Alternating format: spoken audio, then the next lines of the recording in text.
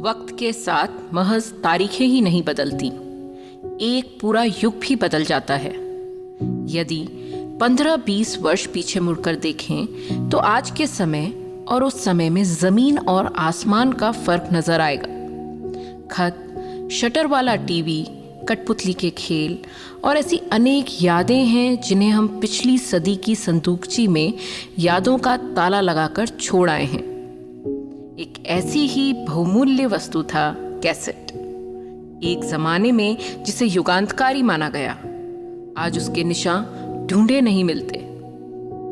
तो आज फिर खोलते हैं उस संदूकची को और निकाल लाते हैं संगीत सुनाते बक्से यानी कैसेट्स।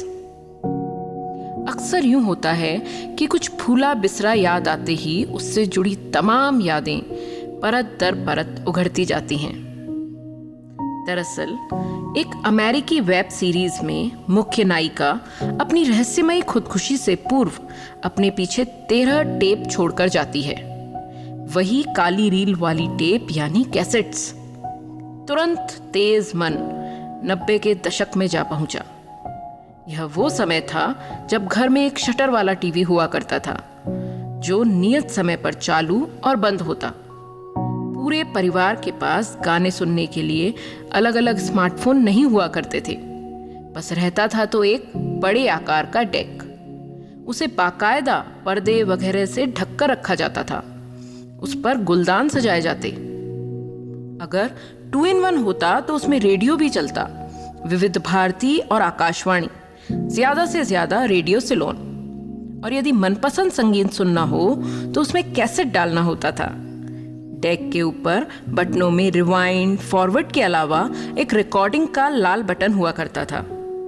कैसेट को किसी साइड में चौथे या 5वें क्रम के किसी गाने को ठीक शुरुआत से सुनने के लिए कितनी बार कैसेट आगे पीछे करना होता था, ये उस दौर में रह चुके लोग ही बता सकते हैं। इन काले सफेद कैसेट के बीच 2 भागों में गोलाकार रील होती थी। जब कैसेट पूरा चल चुका होता तो एक तरफ रील, दूसरी तरफ खाली गोला। आधा चल चुका कैसेट दोनों हिस्सों में रील को बराबर बांट देता और यह सिलसिला कैसेट के साथ ही जारी रहता। इन 2 गोलों के मध्य 2 छेद हुआ करते थे जिनमें भीतर कांटे होते थे। ये दोनों छेद कैसेट की आंखों की तरह प्रतीत होते थे। जब कैसेट की रील उलझ जाती थी तब ये कांटे बड़े काम के साबित होते थे। बस सबसे छोटी यानी कनिष्ठा को उसमें डालकर घुमाना होता था, यह ध्यान रखते हुए कि रील पुनः अपने निर्धारित स्थान पर लपेटी जा भी रही है या नहीं और कहीं वो उल्टी तो नहीं लपेटी जा रही। जैसे आजकल लैपटॉप और कंप्यूटर सिस्टम में गानों का एक फोल्डर होता है, वैसे ही सब घरों में एक बक्सा होता था जो कैसेट केस होता था। इसे कैसेट्स रखने के लिए ही तैयार किया जाता था। विभिन्न प्रकार के कैसेट्स इसमें सजे रहते। वह बहुमूल्य डिब्बा यूं ही खुला छोड़कर नहीं रखा जा सकता था। उसको बाकायदा अलमारी में रखा जाता। जब भी कोई गाना सुनना हो तो सर्च बटन जैसी चीज नहीं हुआ करती थी। तमाम कैसेट्स में से पसंद के गाने वाले कैसेट एक एक कर ढूंढने पड़ते थे। इन कैसेट्स को तकनीकी भाषा में कॉम्पैक्ट कैसेट्स कहा जाता था। बाद में इन्हीं की तर्ज पर कॉम्पैक्ट डिस्क यानी सीडी आई। एक जमाने में युगांतकारी मानी जाने वाली सीडी और डीवीडी भी जब विलुप्त हो गई हैं और यूएसबी पोर्ट और क्लाउड कंप्यूटिंग ही तमाम तरह के डाटा का उद्गम बन गया है, तब कैसेटों की क्या बात करें।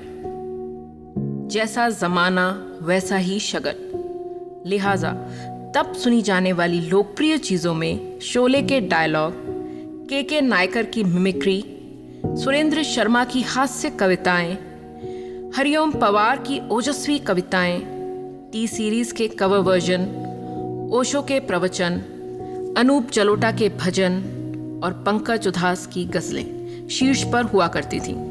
लोकप्रिय फिल्म संगीत तो खैर होता ही था। म्यूजिकल हिट्स कहलाने वाली फिल्मों के एल्बम धड़ाधड़ बिकते थे। मुझे याद है एक बार मेरे नाना कुछ खाली कैसेट्स लेकर आए थे जिसमें उन्होंने मेरी बहनों और मेरी कुछ कविताएं हमारी आवाज़ में रिकॉर्ड की थी।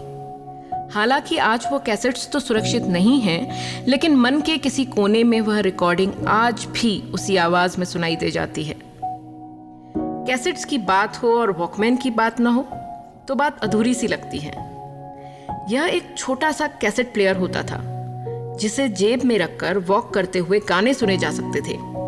ये पेंसिल सेल से चलता था जो बहुत जल्दी चुक जाता था, लेकिन इसके बावजूद उस जमाने में वॉकमैन पर गाना सुनने वालों के ठाठ संभाले नहीं संभलते थे।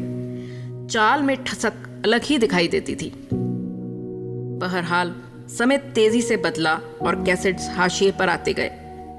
आज ये गुजरे जमाने की बात हो गए हैं, लेकिन आज भी कोई बहुत ज्यादा बकबक करता है तो अनायास ही मुंह से निकल पड़ता है, बंद कर यार अपना कैसेट।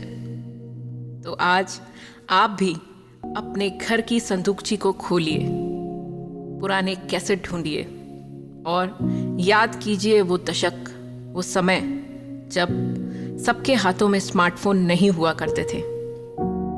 वहाँ होती थी एक खोज, एक तलाश जो कि एक बहुत मनपसंद गाने पर आकर खत्म होती थी।